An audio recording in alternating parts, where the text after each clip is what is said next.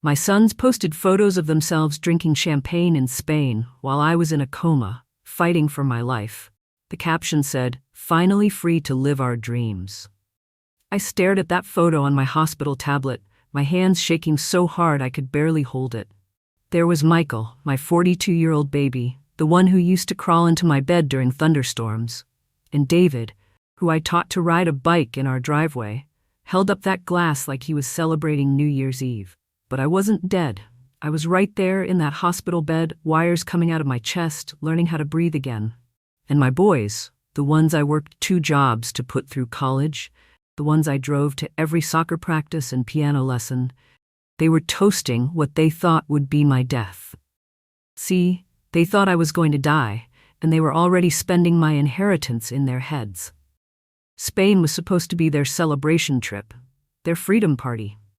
Their finally we can live our own lives vacation. When I saw those pictures, something inside me just broke. Not my heart, that was already shattered, but something deeper. The part of me that was their mother. The part that would have forgiven them anything, excused any behavior, made any sacrifice. That's when I decided to give them exactly what they wanted. They wanted me dead? Fine. Dorothy Pemberton was going to die, just not the way they expected. Let me tell you how 2 little boys who used to fight over who got to sit on my lap turned into grown men who planned my funeral before I was even gone. If you haven't subscribed yet, please do. It really encourages me to keep sharing these incredible stories with you all. Kindly let me know in the comments where you're watching from. I love knowing where my sweethearts are tuning in. Are you watching from your kitchen? Your bedroom? Your office during lunch break? Tell me, sweetheart. It started with pneumonia. Not the kind that sends you to bed for a week with soup and crackers, but the aggressive, life-threatening kind that fills your lungs with fluid and shuts down your organs one by one. I remember driving myself to Portland General Hospital on a Tuesday morning in March, thinking I just needed antibiotics and maybe an inhaler. I remember the triage nurse taking one look at me and rushing me straight back to emergency. After that, everything went black. 2 weeks. 14 days. That's how long I was unconscious, fighting for every breath while machines kept me alive. 14 days where my own sons could have sat beside my bed, held my hand, talked to me like the doctors suggested. 14 days where they could have shown up as the family I thought I'd raised. Instead, they bought plane tickets to Spain. When I finally opened my eyes on that Wednesday morning, the first thing I saw was Maria, my night nurse, checking my IV line. She had kind eyes and gentle hands, and when she realized I was awake, she nearly dropped her clipboard. "Mrs. Pemberton," she whispered, like she was afraid I might disappear again. "Thank God, you're back." My throat felt like sandpaper, and when I tried to speak, only a croak came out. Maria held a cup of ice chips to my lips and told me to take it slow, that I'd been unconscious for 2 weeks, that my body needed time to remember how to work again. The first question I managed to rasp out was, "My boys?" Maria's face changed. Not dramatically, but enough that I knew something was wrong. She busied herself with my blankets and said, "Let's focus on getting you better first." But I pressed her. I may have been weak, but I wasn't stupid. "Where are Michael and David?" She hesitated, looking toward the door like she was hoping another nurse would come save her from this conversation. Finally, she said, "They're traveling, honey. Out of the country. But I'm sure they'll be so happy to hear you're awake." Out of the country. While I was in a coma, while doctors weren't sure if I'd ever wake up again. That night, after Maria's shift ended and the new nurse had made her rounds, I lay in that hospital bed staring at the ceiling, trying to process what I'd learned. My sons had left the country while I was unconscious. Not for work, not for some emergency, but they were simply traveling. The next morning, Maria came back on duty, and I could tell she'd been thinking about our conversation. She pulled up a chair beside my bed and said, "Mrs. Pemberton, I need to tell you something. Your sons called once, right after you were admitted. They spoke to Dr. Rodriguez about your condition." And she paused, choosing her words carefully. They mentioned they had travel plans they couldn't cancel. Travel plans they couldn't cancel, while their mother was fighting for her life. I asked Maria if she knew where they went, and she said she'd heard them mention Spain, to one of the other nurses. Spain. They'd gone to Spain while I was in a coma. It wasn't until Thursday, 3 days after I woke up, that I learned the full truth. Maria had brought me a small tablet to help pass the time, thinking I might want to watch some shows or read the news. Instead, I found myself drawn to social media, something I'd never been much interested in before. But I needed to know. I needed to understand how my sons could justify abandoning me during the worst medical crisis of my life. I typed Michael's name into Instagram, my fingers shaking as I scrolled through his recent posts. The first photo made my blood run cold. There was my older son, my 42-year-old baby, standing on what looked like a beautiful Spanish balcony, raising a glass of champagne toward the camera. The caption read, "Sometimes life hands you exactly what you need, exactly when you need it. Here's to new beginnings." Posted 6 days earlier. While I was unconscious, I kept scrolling, my heart pounding against my ribs like it was trying to escape my chest. More photos from Barcelona. Michael and Jessica at fancy restaurants, David touring museums, all of them looking happier and more relaxed than I'd seen them in years. Every caption felt like a knife. Finally free to live our dreams. The adventure begins now. Cheers to the future. But the one that broke me, the one that showed me exactly who my sons had become, was posted by Jessica on day 10 of my coma. It was a photo of all three of them, Michael, David, and Jessica, standing in front of the Sagrada Familia Cathedral, arms raised in celebration. The caption read, "When one door closes, another opens. Grateful for this beautiful new chapter and the freedom to write our own story." Freedom. They were celebrating their freedom while I lay unconscious, while machines breathed for me, while doctors debated whether to call in hospice care. I scrolled through the comments, expecting to see confusion from friends and family who would surely wonder how they could be vacationing while I was hospitalized. Instead, I found congratulations and heart emojis. "You deserve this. So happy for you guys. Living your best life." That's when I realized the most devastating truth of all. They'd told people I was going to die. They'd painted this Spain trip as some kind of therapeutic grief vacation, a way to cope with my impending death. They'd accepted condolences and sympathy while posing for selfies and ordering sangria. My sons had gone to Spain to celebrate my inheritance. They thought I was going to die, and instead of staying by my side, instead of holding vigil like loving children do, they decided to start their new life early. They were toasting my death before I was even dead. I set that tablet down and stared at the white hospital ceiling, feeling something I'd never experienced before. Not just heartbreak. I'd survived my husband's death 5 years earlier. I knew what grief felt like. This was something colder, sharper.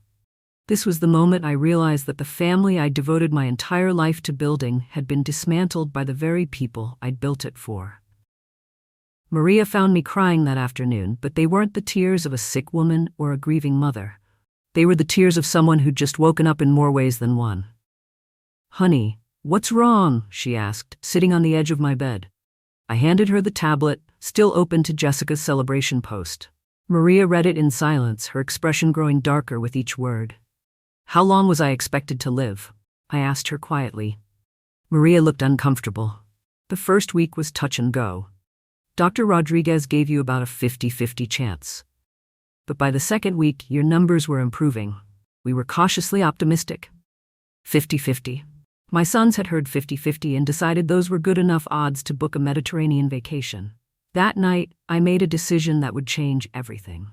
I wasn't going to confront them. I wasn't going to cry or beg for explanations or try to guilt them into feeling sorry for what they'd done. I was going to do something much more powerful. I was going to disappear. Not the way they wanted. Not through death, not through illness, not through any circumstance that would leave them my house, my savings, my 40 years of quilting prizes, or the antique furniture I'd restored piece by piece in my garage workshop. I was going to disappear the way I wanted. On my terms, with my money, with my dignity intact. And I was going to let them come home from their inheritance celebration to find exactly what they'd been toasting. A life without their mother in it. If you've ever discovered that people you loved were secretly hoping for your downfall, you know how devastating that betrayal feels. Make sure to subscribe because this story is just getting started, and what I did next shocked everyone who thought they knew me. Now tell me in the comments, have you ever realized someone in your family was just waiting for you to die or fail? How did you handle that betrayal? The hospital discharge process took 3 days, and during that time, I learned more about my son's true nature than I had in their entire 42 and 39 years of life. Maria, bless her heart, had become my unofficial ally during those final days, and she made sure I had access to everything I needed, including that tablet where I discovered their Spain celebration. But it was Dr. Rodriguez who delivered the most devastating blow of all. On my final morning at Portland General, he pulled up a chair beside my bed with a look on his face that I'd seen before. The expression doctors wear when they have to tell you something that's going to hurt. "Mrs. Pemberton," he said carefully, "I need to ask you about something that came up during your treatment. We had several calls from your sons during your first week here, asking very specific questions about your prognosis." I nodded, encouraging him to continue, though my stomach was already dropping. They weren't asking how you were feeling or when you might wake up. They were asking about timelines, about how long we expected. If the worst happened, how long the process would take. They also asked about do not resuscitate orders and whether you had any advance directives on file. The room felt like it was spinning. "What did you tell them?" "I told them we were doing everything possible to help you recover, but that the first 72 hours were critical. I mentioned that pneumonia complications could go either way and that families should prepare for all possibilities." Dr. Rodriguez paused, looking uncomfortable. "Mrs. Pemberton, in 30 years of medicine, I've never had family members ask so many questions about estate procedures and so few about their loved one's comfort. They asked if you'd be conscious enough to sign documents. They asked about the legal requirements for declaring someone incapacitated." I closed my eyes, feeling the last piece of my heart that still belonged to Michael and David crumble into dust. They hadn't just celebrated my expected death. They'd been researching how to speed up the legal process afterward. When the medical transport van dropped me off at my house in the Portland suburbs 3 hours later, I knew something was wrong before I even got to the front door. My neighbor, Mrs. Chen, not the lawyer, but my sweet elderly neighbor who always brought me soup when I was sick, was standing in her yard with a confused expression. "Dorothy, dear," she called out, "I thought you were in the hospital. There have been so many people going in and out of your house. Your son said you were very sick." I thanked her and walked up to my front door, noticing immediately that the spare key wasn't in its usual hiding spot under the decorative rock by the porch. When I used my main key to get inside, I understood why they'd moved it. My house had been transformed into an estate sale waiting to happen. The first thing I saw was my quilting room, my sacred space where I'd spent countless hours creating beautiful works of art, where I'd sewn blankets for every new baby in the family, where I'd made the wedding quilt for Michael and Jessica that took me 6 months to complete. It had been completely ransacked. My vintage Singer sewing machine, the one that had belonged to my mother, was sitting in the middle of the floor with a bright yellow price sticker on it. $150. My collection of antique quilting hoops, some dating back to the 1800s, were stacked in a cardboard box labeled craft supplies, $5 each. The memory quilt I'd been working on, featuring photos printed on fabric from every important moment in Michael and David's childhood, was folded carelessly on the cutting table with a note attached. "Donate. No value." I walked through my house in a daze, discovering that they'd been through every room, every closet, every drawer. My antique dining room set, the one I'd restored piece by piece in the garage, had price tags on every chair. My china cabinet was empty, the contents boxed and sitting in the garage with estate sale written on the sides. But the most devastating discovery was in my bedroom. My jewelry box was open, emptied of everything valuable. My engagement ring, which I'd stopped wearing after my husband died because it was too painful, was gone. My grandmother's pearl necklace, the one I'd promised to pass down to future daughters-in-law, was gone. Even my collection of costume jewelry, pieces that had no monetary value but meant the world to me because they were gifts from my sons over the years, had been cleared out. I sat down hard on my bed, which they'd apparently decided wasn't worth selling since it didn't have a price tag, and stared at the empty jewelry box. That's when I noticed something else. My bedside table drawers were open, and my personal papers were missing. Bank statements, insurance documents, the deed to my house, all gone. I walked to my home office, a small room off the kitchen where I kept my important files, and found it had been completely cleaned out. Every filing cabinet was empty. My desk drawers had been pulled out and left scattered on the floor. Even my address book, filled with 40 years of friendships and family contacts, was gone. But then I remembered something. I always kept a backup iPad in the kitchen, an old one that I used for recipes and grocery lists. It was still plugged in by the coffee maker, apparently too outdated to be worth stealing. I grabbed it and powered it on, praying that it still had access to my cloud storage. Thank God for technology I barely understood.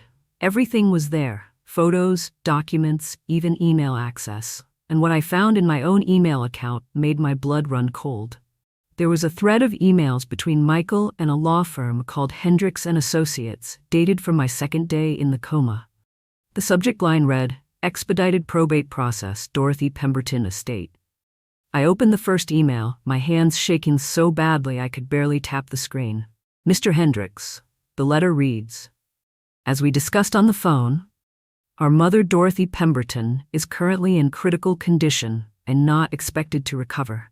We need to understand the timeline for probate proceedings once she passes, as there are several time-sensitive financial obligations that need to be addressed. We have power of attorney documents from her 2022 surgery that should expedite the process. Please advise on next steps. Michael Pemberton." The response from the lawyer was professional but clearly concerned. "Mr. Pemberton, I understand this is a difficult time for your family. However, I must advise that probate proceedings cannot begin until after a death certificate is issued. The power of attorney you mentioned becomes invalid upon death. If your mother's condition is indeed terminal, I recommend focusing on her comfort and spending these precious final moments with her, rather than legal preparations. Please contact my office when appropriate." But Michael had written back the same day. "Mr. Hendricks, we appreciate your concern, but we need to be practical about this situation. Mother has significant assets that need to be protected, and we cannot afford delays in the legal process. We've spoken with the hospital, and they've indicated that her chances are very poor. We need to ensure everything is ready to proceed immediately when the time comes. Can you recommend a real estate agent who specializes in quick sales? We'll need to liquidate the property as soon as legally possible." I sat in that empty kitchen, staring at my son's words on the screen, trying to reconcile this cold, calculating stranger with the little boy who used to crawl into my bed during thunderstorms. This wasn't grief preparation, this was business planning. They weren't preparing for my death, they were preparing to profit from it. I kept reading, finding more emails, more evidence of their systematic plan to erase me from my own life. They'd contacted 3 different real estate agents, asking about market values and quick sale options. They'd reached out to estate sale companies, requesting quotes for full house liquidation services. They'd even contacted my bank, trying to get information about my accounts using the old power of attorney paperwork. But the most chilling discovery was a text message thread that had been forwarded to my email. Apparently, Michael had sent it to Jessica while she was booking their Spain flights. The timestamp showed it was sent while I was still in my first week of the coma, while doctors were fighting to save my life. Doctors just called. "Mom's condition is getting worse. They're saying 50-50 chance now, maybe less. This is actually perfect timing for the Spain trip. We can plan everything while we're there and come back ready to handle the transition. I've already started the legal paperwork. If things go the way they're looking, we should be able to close on everything within 60 days. Jessica had responded, "Thank God. I know that sounds awful, but honestly, we've been carrying her for years. This house is worth at least $400, plus whatever she's got in savings. We can finally breathe." Michael's reply, "Exactly. And David's on board too. He's already called dibs on Dad's tool collection and the vintage car. I told him he can have whatever he wants, as long as he doesn't fight us on the house sale. They divided up my life like items at a garage sale. They'd assigned monetary values to my possessions while I lay unconscious, fighting for every breath. But then I found something that made me realize just how long this betrayal had been in the works. Buried in an older email folder was a conversation between Michael and David from 6 months earlier, right after I'd had a minor fall in my garden and spent one night in the emergency room for observation. "David, I think it's time we had a serious conversation about Mom's future. She's getting older, and these accidents are going to keep happening. I think we need to start planning for when she can't live independently anymore." David had replied, "I agree.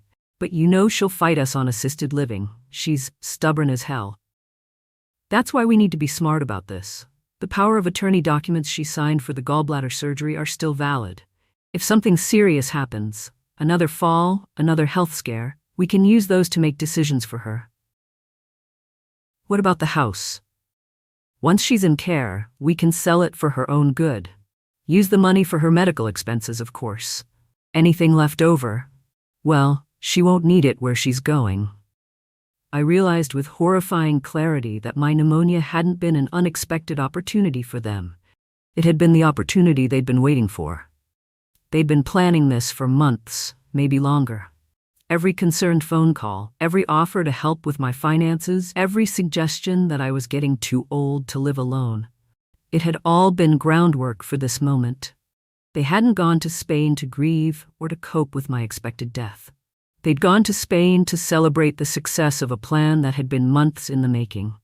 I set the iPad down and walked through my house one more time, seeing it now through their eyes. Not as the home where I'd raised my children, where I'd built a lifetime of memories, where every corner held stories of love and laughter and family traditions. To them, it was just $400,000 in real estate value and whatever they could get for the contents at an estate sale. The quilts I'd spent years perfecting, the antiques I'd lovingly restored, the photographs and keepsakes that told the story of our family, none of it mattered to them beyond its resale value. That night, I slept in my own bed for what I decided would be the last time. And as I lay there in the dark, surrounded by the echoes of a home that had been stripped of its soul, I made a promise to myself. If my sons wanted to treat my life like a business transaction, if they wanted to reduce me to nothing more than dollar signs and legal documents, then I was going to show them exactly what happens when you try to cash in on someone who's still alive to write her own ending. Tomorrow, I was going to start fighting back, and they had no idea what was coming.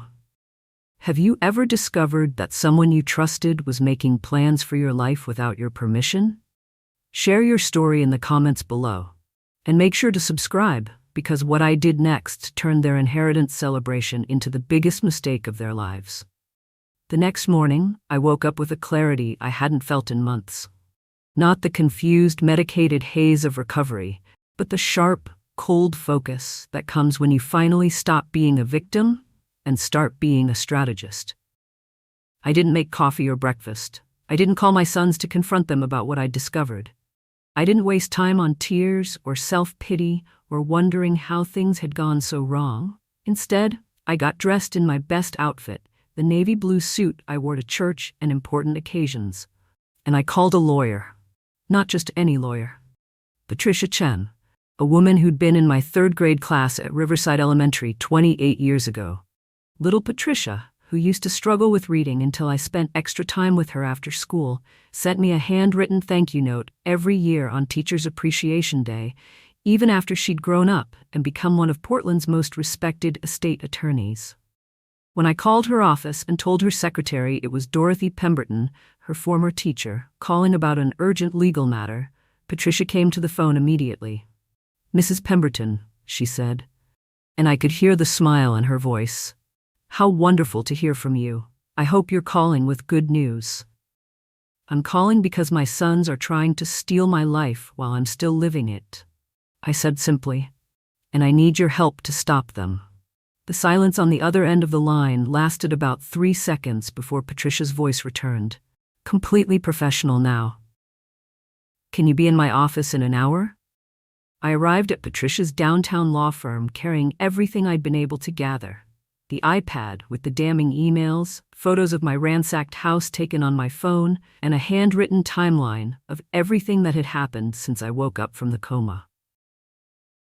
Patricia's office was on the 15th floor with a beautiful view of the Portland skyline, and I remember thinking how ironic it was that I was looking down at the city where I'd raised my children, the city where they'd learn to walk and ride bikes and become the kind of people who would steal from their unconscious mother. Patricia listened to my story without interruption, occasionally making notes on a yellow legal pad. When I finished, she leaned back in her chair and said, "Dorothy, this is one of the most egregious cases of financial elder abuse I've seen in 20 years of practice. Can we stop them?" "We can do better than that," she said, opening her laptop. "We can turn this around completely. But I need to ask you something first. What do you want the end result to be? Do you want to repair these relationships, or do you want to protect yourself from people who've proven they can't be trusted?" I didn't hesitate. "I want to disappear, Patricia. I want to take my life back, and I want them to face the consequences of treating their mother like a commodity." Patricia smiled, not a happy smile, but the satisfied expression of someone who was about to right a serious wrong. "Then let's get to work." The first thing we did was file an emergency motion to invalidate the power of attorney documents. Patricia explained that while the original documents were legal, using them to make financial decisions while I was capable of making my own decisions constitute fraud. The fact that they'd contacted lawyers and real estate agents while I was in a coma, making plans to sell my property without my knowledge or consent, was clear evidence of abuse. "The beautiful thing about this situation," Patricia said as she drafted the paperwork, "is that they documented everything. Every email, every text message, every phone call to real estate agents. It's all evidence of their intent to defraud you." While Patricia handled the legal side, I went home and began documenting everything they'd taken or moved. I walked through each room with my phone, recording video evidence of the price tags, the empty jewelry box, the missing documents. I took pictures of the boxes in the garage labeled for estate sale, capturing the no-value note they'd attached to my memory quilt. But the most important thing I did was check my financial accounts. I'd been afraid to look, terrified of what I might find, but I needed to know exactly how much damage they'd already done. What I discovered was worse than I'd imagined. They'd been using the power of attorney to access my accounts for weeks before I went into a coma. Small transfers at first, $500 here, $1,000 there, always with explanations when I asked. "Mom, we're helping you with the utility bills while you recover from your fall. We're updating your insurance payments to make sure everything's current. Don't worry about the bank statements, we'll organize everything for you." I'd trusted them. When they offered to help manage my finances during my recovery period, I thought it was love. Now I could see it was reconnaissance. Over the past 3 months, they'd transferred nearly $30,000 from my savings account into accounts I didn't recognize. They'd changed the contact information on my investment accounts, redirecting statements to Michael's email address. They'd even attempted to access my Social Security benefits, claiming they needed to help coordinate my medical care. But here's what they didn't know. I wasn't as financially naive as they thought. Years of living alone, managing my own household, teaching myself about investments and retirement planning, had made me more savvy than they realized. I'd kept certain accounts they didn't know about, including a separate savings account I'd opened after my husband died, and a small investment portfolio I'd built with money from selling my quilts at craft fairs. More importantly, I still had legal control over my largest asset, the house. They could make plans to sell it all they wanted, but they couldn't actually execute the sale without my signature. Their emails to real estate agents were just window shopping, not binding contracts. Patricia called me that afternoon with good news. The emergency motion was approved. As of this morning, your sons no longer have any legal authority to make financial decisions on your behalf. I've also contacted your banks and investment companies, Any attempt to access your accounts will be flagged and blocked. What about the money they already took? We're filing a separate lawsuit to recover every penny plus damages. The paper trail they left makes this an easy case to win. But winning money back wasn't my primary goal. I had something much more comprehensive in mind. That evening, I called a local estate sale company, not to sell my belongings, but to get them appraised. If Michael and David thought my possessions were worth tagging with clearance sale prices, I wanted to know their actual value. The appraiser, a kind woman named Susan, who'd been in the business for 30 years, spent 3 hours going through my house. "Mrs. Pemberton," she said when she finished, "I don't know who told you this stuff wasn't valuable, but they were lying to you. This dining room set alone is worth at least $8,000. Your quilts are museum quality. I could easily get $500 to $1,200 each for them at auction. And these antiques," she gestured around my living room, "you're looking at $40,000 to $50,000 for everything, minimum." My sons had tagged $50,000 worth of antiques and artwork with garage sale prices. They'd marked my mother's sewing machine, worth at least $800 in restored condition, for $150. They'd literally tried to steal my life's work and sell it for pocket change. That night, I made a decision that surprised even me. I didn't want to fight for this house anymore, not because I couldn't win. Patricia assured me we'd demolish them in court, but because I didn't want to live in a place that had been violated by people I'd trusted. Every room held memories of my children, but now those memories were poisoned by the knowledge of what they'd been planning. Instead, I was going to sever everything myself, take the money, and disappear. But first, I was going to make sure they understood exactly what they'd lost. The next morning, I called a different real estate agent, one who specialized in quick but fair sales. I explained that I needed to sell my house within the month, that I was moving out of state for health reasons, and that I wanted fair market value, not a rushed sale price. While the agent worked on pricing and marketing, I began the process of liquidating my belongings. Not to the bargain hunters who would have swarmed an estate sale, but to collectors and museums who understood their real value. My quilts went to a textile museum in Seattle that had been trying to acquire examples of my work for years. My antique furniture was purchased by a dealer who specialized in restored American pieces. Even my mother's sewing machine found a home with a quilting guild that would use it to teach traditional techniques to young artists.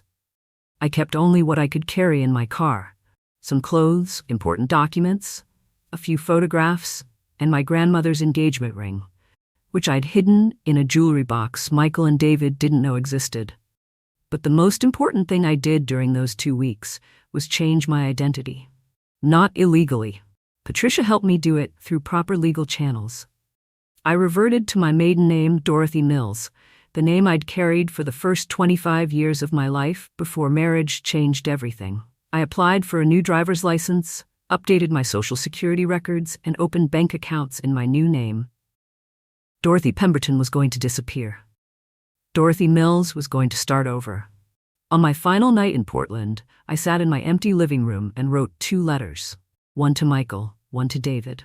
I didn't fill them with accusations or anger or disappointment. I didn't give them the satisfaction of knowing they'd broken my heart. Instead, I wrote them exactly what they'd taught me. Dear Michael, thank you for showing me who you really are. Thank you for teaching me that love with conditions isn't love at all. It's just a business arrangement waiting for the right moment to cash out. You wanted my death so badly that you celebrated it before it happened. You wanted my money so desperately that you tried to steal it while I was unconscious. You wanted my house so urgently that you tagged my possessions like garage sale merchandise. Congratulations. You succeeded in killing something. Not my body. That survived despite your hopes. You killed my faith in you. You killed my desire to be your mother. You killed any obligation I felt to leave you anything when I actually do die. By the time you read this, Dorothy Pemberton will no longer exist. Everything she owned, everything she built, everything she saved for your future, it's gone. Not to hospitals or nursing homes or medical bills, but to people who deserve it. People who know the difference between love and opportunism. You wanted freedom from me? You have it. Permanently. The woman who used to be your mother. I sealed both letters and envelopes and left them on the kitchen counter, right where they'd left their price-tagged boxes of my belongings. The house sold the next morning. Cash offer, full asking price, 10-day closing. I signed the papers in Patricia's office, depositing the proceeds into Dorothy Mill's new bank account. As I walked out of that law firm for the last time, Patricia handed me a final gift, a complete legal file documenting everything Michael and David had done, including their Spain celebration posts, their premature inheritance planning, and their attempts to liquidate my assets. If they ever try to find you, she said, this file proves they have no legal or moral claim to anything in your life. You're free, Dorothy, completely free. I loaded my Honda CR-V with everything I had left in the world and drove out of Portland as the sun was setting. I didn't look back at the city where I'd spent 45 years, where I'd raised my children, where I'd built a life that turned out to be as fragile as tissue paper. I drove east through the night, with no destination in mind except away from here. And for the first time in months, I wasn't scared. I wasn't angry. I wasn't even sad. I was free. Have you ever reached a point where starting over felt better than fighting for what you'd already built? Tell me about it in the comments, and make sure to subscribe because my journey to becoming Dorothy Mills was just the beginning of this story.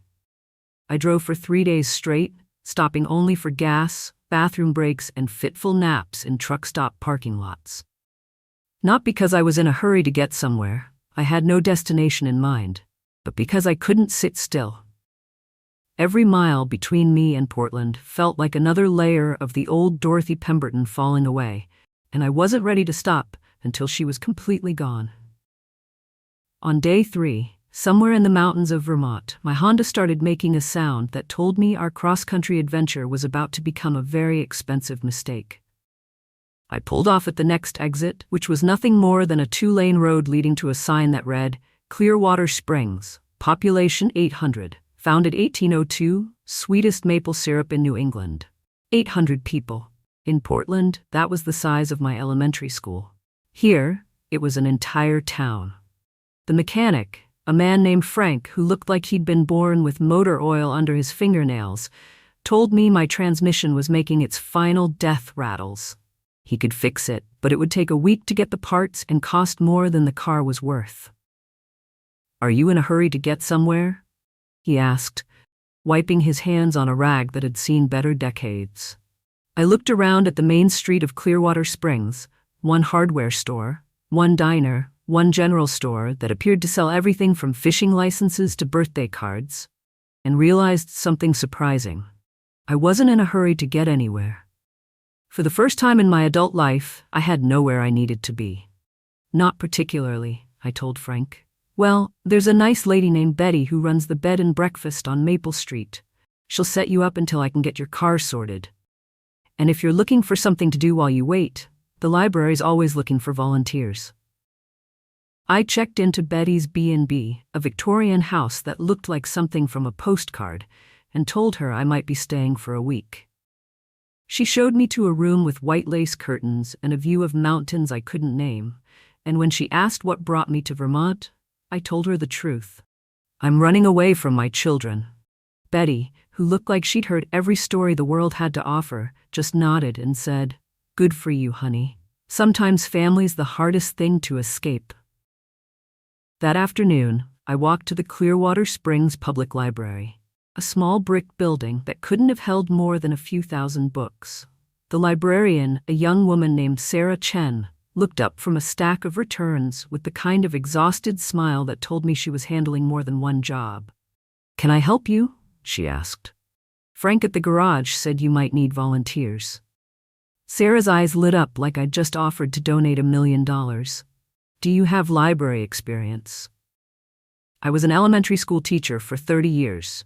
I know my way around books and children. When can you start? I started that afternoon, shelving returns and helping with the after-school program. It was simple work, peaceful work, the kind that lets your mind settle while your hands stay busy. And it was there, surrounded by the quiet hum of a small-town library, that I met the family that would change everything. Sarah Chen wasn't just the librarian. She was a single mother with 3 children who came to the library every day after school because she couldn't afford childcare. Emma was 5, barely old enough for kindergarten, but already trying to sound out words in picture books. The twins, Marcus and Maya, were 8 and 10, old enough to help their mother, but young enough to still believe that adults were supposed to take care of things.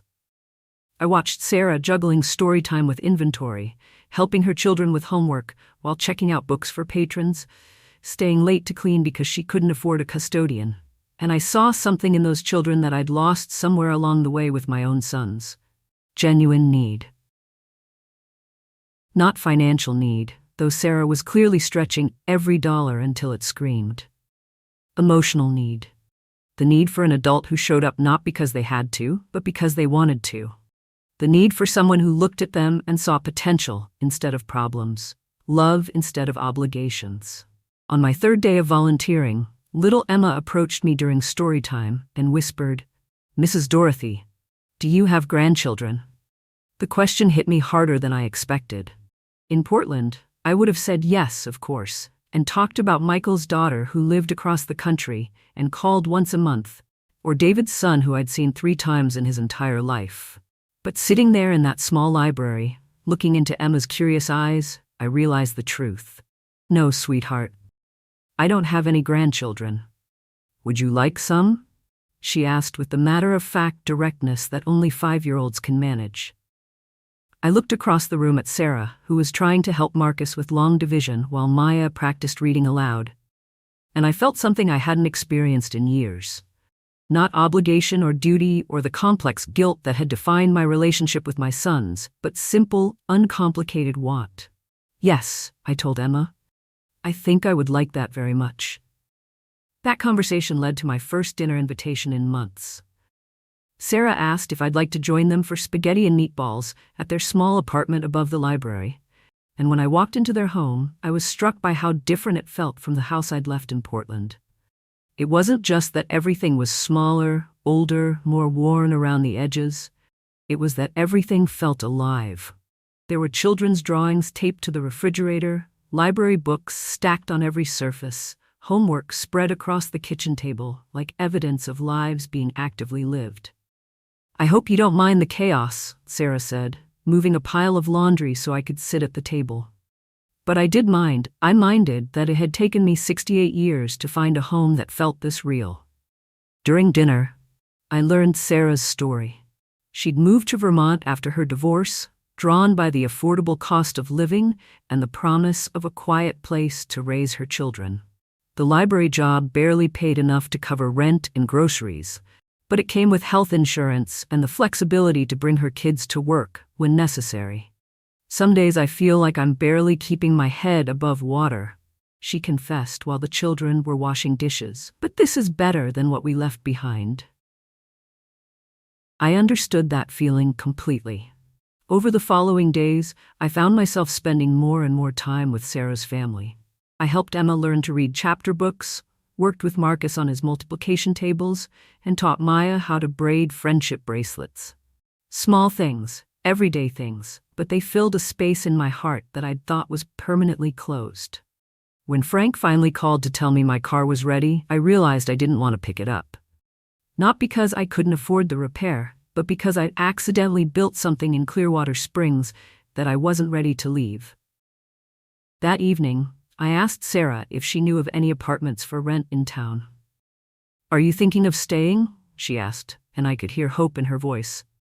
"I'm thinking this is the first place in years that feels like home." Sarah knew of a small cottage behind the Hendricks maple syrup farm, about 2 miles outside of town. It was basic: 1 bedroom, 1 bathroom, a kitchen small enough that you could touch both walls with your arms outstretched. But it was furnished and available for rent month to month with no lease required. Tom Hendricks, a man in his 70s who'd been running the maple farm for 50 years, met me at the cottage the next morning. It was surrounded by sugar maples and had a view of mountains that changed color with the weather. "Rent $600 a month, utilities included," he said. "I don't run credit checks or ask for references. You seem like good people, and that's enough for me."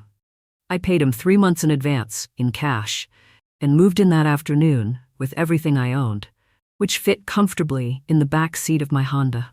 That night, sitting in my new home with a cup of tea and a view of stars I'd never seen from Portland, I wrote in the journal I'd started keeping, "Dorothy Pemberton died in a hospital bed in Portland. Dorothy Mills was born in a cottage in Vermont. Same body, same memories, but everything else is different. I choose who I love now. I choose who gets to call me family. And for the first time in my life, those choices are based on who shows up, not who shares my DNA."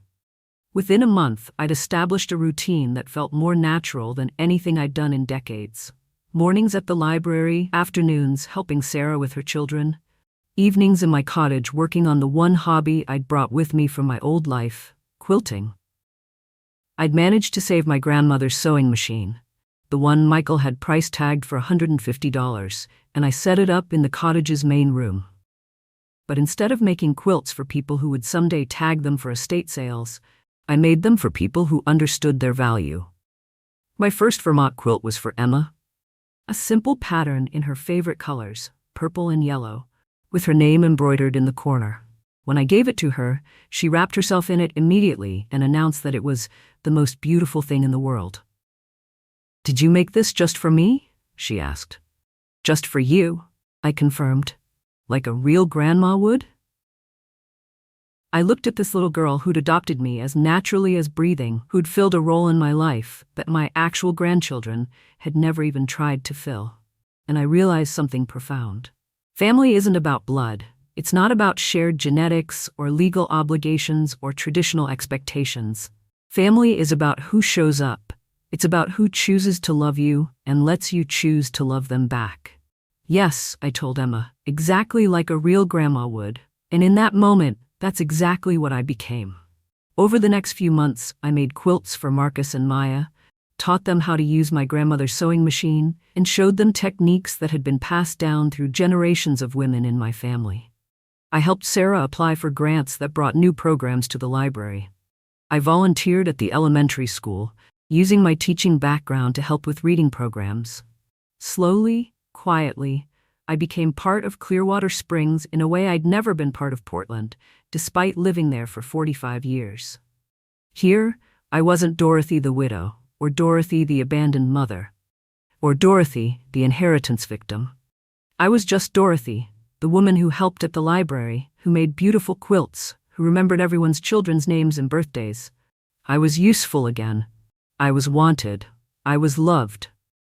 Not for what I could provide or what I might leave behind, but for who I was and what I brought to other people's lives. It wasn't until I'd been in Vermont for almost 6 months that I realized I'd stopped thinking about Michael and David every day. I'd stopped imagining confrontations or explanations or apologies. I'd stopped waiting for them to find me, stopped hoping they'd realize what they'd lost. I'd moved on. Not past the pain they'd caused, but beyond the need for their validation or acknowledgement. I'd built something new, something better, something that belongs entirely to me. Have you ever found your real family in unexpected places? Tell me about the people who chose to love you in the comments below. And make sure to subscribe, because this peaceful new life I'd built was about to be shattered in the most unexpected way. Life in Clearwater Springs had settled into a rhythm so peaceful, I'd almost forgotten that Dorothy Pemberton had ever existed. Almost.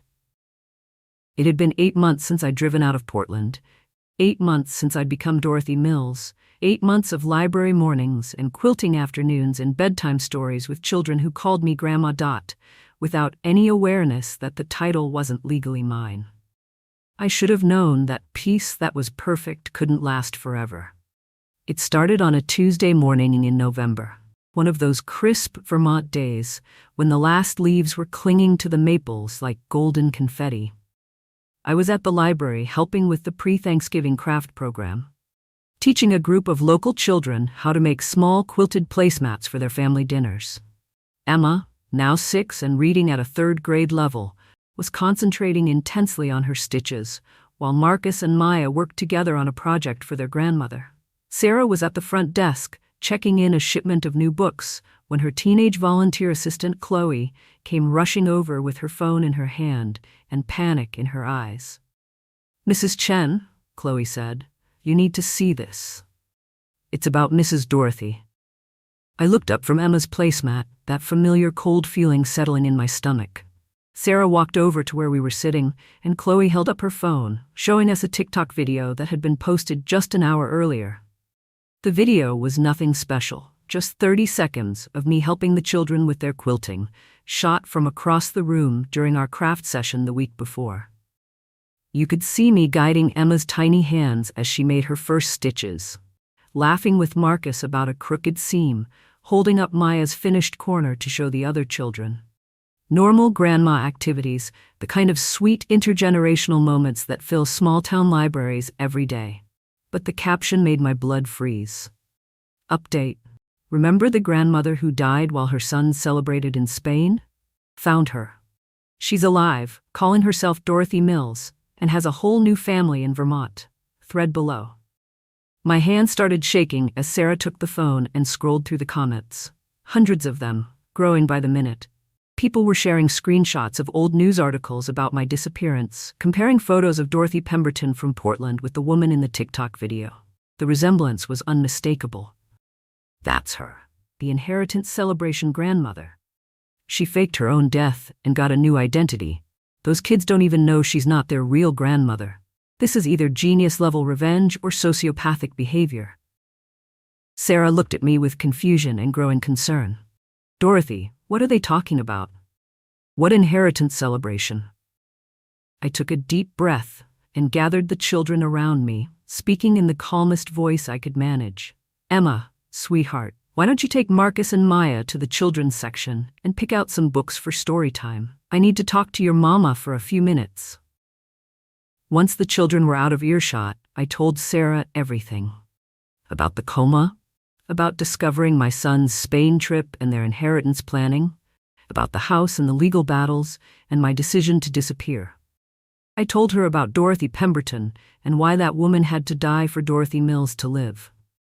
Sarah listened without interruption, her expression shifting from shock to understanding to something that looked like protective anger. "Those monsters," she said quietly, "they celebrated your death. They celebrated what they thought would be their inheritance." She squeezed my hand. "What do you want to do? Do you want to leave? We can help you disappear again." Before I could answer, Chloe appeared again, her face even more panicked than before. "Mrs. Chen, it's getting worse. The video has over 100,000 views now, and people are posting her real address. Someone found property records showing Dorothy Mills renting a cottage on Maple Farm Road." My stomach dropped. They'd found me. Not just found the video, but found my actual location, my home, my new life. Sarah immediately closed the library, citing a family emergency, and drove me back to my cottage. We spent the afternoon monitoring social media, watching as my story exploded across multiple platforms. People were dissecting every detail of my disappearance, my son's behavior, and my new life in Vermont. The reaction was split.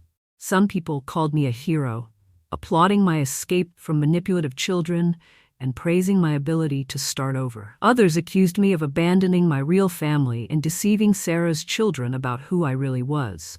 The comments ranged from support to condemnation, but they all had one thing in common.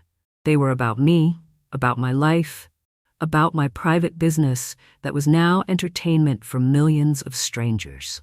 By evening, news vans started arriving in Clearwater Springs. The first one pulled up to the library just as Sarah was getting ready to take her children home. Then another one arrived at the general store. By sunset, there were 4 news crews in our tiny town, all looking for the inheritance grandmother who'd faked her death and stolen someone else's family. That night, I sat in my cottage with all the curtains drawn, listening to car doors slam and reporters talking outside. Sarah had taken the children to her sister's house in the next town, worried that the media attention would be traumatic for them. Tom Hendricks, my landlord, called to warn me that reporters had been at his farmhouse asking questions about his tenant. "I didn't tell them anything," he said. "But Dorothy, they're not going away. This thing's bigger than just local news now." He was right. By the next morning, My story was trending on Twitter, featured on CNN's website, and being discussed on morning talk shows. Not just the story of my disappearance, but the larger questions it raised about elder abuse, family loyalty, and what children owe their parents versus what parents owe their children. I was accidentally famous, and it was the last thing I wanted. But fame means visibility, and visibility means that people from your past can find you. On Thursday morning, 3 days after the original TikTok video was posted, I was making coffee in my kitchen when I saw a familiar silver Toyota pull into Tom's driveway. Michael and David had found me. I watched from my kitchen window as they got out of the car, both looking older and more tired than I remembered. They spoke to Tom for a few minutes, and I could see him pointing toward my cottage. Then they walked slowly down the gravel path to my front door. When Michael knocked, I didn't answer immediately. I stood behind the door, listening to them talk. "Maybe she's not here," David said. "Maybe the address was wrong." "Her car's here," Michael replied. "She's inside." "What are we going to say to her?" "I don't know, David. I honestly don't know." The uncertainty in their voices was something I'd never heard before. These were men who'd planned my inheritance before I was dead, who'd made financial decisions with complete confidence about their rights to my life. Now they sounded lost. I opened the door. For a moment, none of us spoke. We just stared at each other, these two men who'd raised and the woman they'd tried to erase. They looked exactly the same, but completely different, like I was seeing them through new eyes that couldn't quite believe what they were looking at. "Lam," Michael said finally. "Dorothy," I corrected. "Dorothy Mills." David stepped forward. "We've been looking for you for months. The whole family has been worried sick."